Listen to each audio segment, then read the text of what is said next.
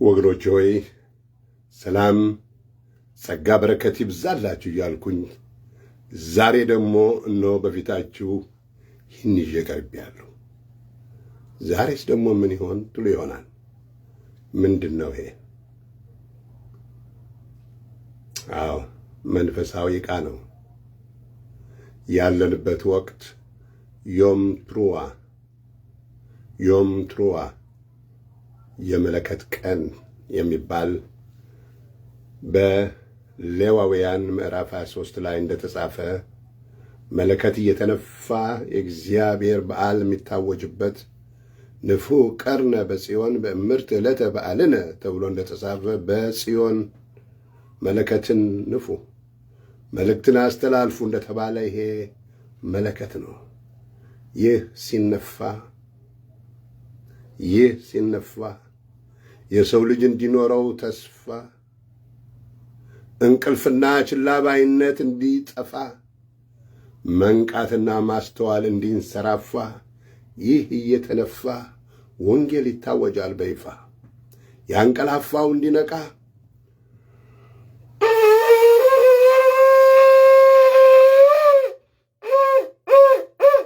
በማለት ያንቀላፋው ይነቃል፣ የነቃው ይመጥቃል፣ ወደ ታችም ይጠልቃል። የዓለም ሁሉ መድኃኒት የሹዋ፣ የዓለም ሁሉ መድኃኔ ዓለም አማኑኤል፣ የዓለም ሁሉ ጌታ በድቅድቅ ጨለማ ይኖር የነበረ ሕዝብ ታላቅ ብርሃን አየ ተብሎ ብርሃን እንደሆነልን የምናውጅበት አንድዬ ያህዌ ኤልሻዳይ የሆነው አምላክ ዓለምን እጅግ ስለወደደ አንድ ልጁን ወደኛ እንደሰደደ ለዓለም ሁሉ የምናውጅበት ታላቅ የምሥራች ወንጌል እንዳለን መለከትን እየነፋን የተኙትን እያነቃን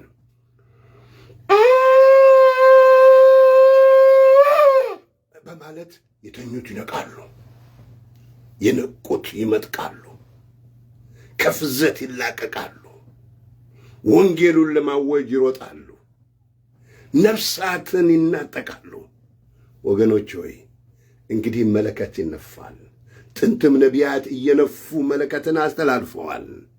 ሐዋርያው ጳውሎስም መለከት ሲነፋ በቅጽበት ዓይን በአንደኛ ቆሮንቶስ ምዕራፍ 11 ላይ ሙታን እንደሚነሱ እኛም እንደምንነጠቅ ያ የመጨረሻው መለከት ከመነፋቱ በፊት ግን ዛሬ መለከት እየነፋን መልእክትን እንድናስተላልፍ፣ መለከትን እየነፋን ወንጌል እንድናውጅ፣ መለከትን እየነፋን ፍቅርን፣ ቸርነትን፣ በጎነትን፣ ተስፋን ለዓለም ሁሉ እንድናዳርስ፣ መለከትን እየነፋን ክፋትን እያጠፋን ቸርነትና ተስፋን እያንሰራፋን እንድንሄድ ተጠርተናልና ይህንን ለማድረግ እንትጋ። ይህንን ለማድረግ ያለህበት የሃይማኖት ድርጅት፣ ይህንን ያለህበት ዘርህና ቀለምህ፣ ይህንን ያለህበት ምንም የሚወስንህ ነገር የለም። ሰው መሆንህ፣ ሰው ከመሆንህ በተጨማሪ ይህንን የምሥራች ቃል ሰምተህ መቀበልህ፣ የተቀበልከውን ማቀበል፣ የቀመስከውን ማቅመስ፣ ያየኸውን ማሳየት ግዴታ ነው። ዮሐንስ በመልእክቱ ያየኑን፣ የሰማኑን፣ የዳሰስኑን፣ አብረኑ የበላኑን ሕይወት ለእኛ ተገለጠ፣ ሕይወት ለእኛ ተሰጠ፣ ይህንን የተገለጠውን ሕይወት ለእናንተ ደግሞ ንዜን ወክሙ እንነግራችኋለን እያለ ስለዚህ ለዓለም ሁሉ ልናውጀው እንደሚገባ ነግሮናልና አንተም ያየኸውን አሳይ፣ የሰማኸውን አሰማ፣ የቀመስከውን አቅምስ፣ የተቀበልከውን አጋራ።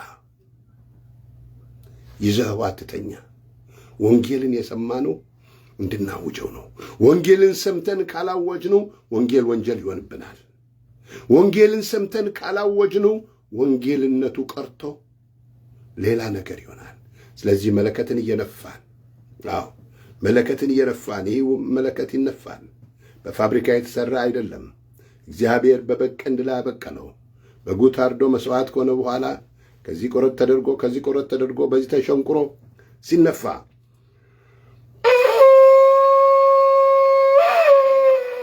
ሲል አዋጅ መንገሪያ ሆነ።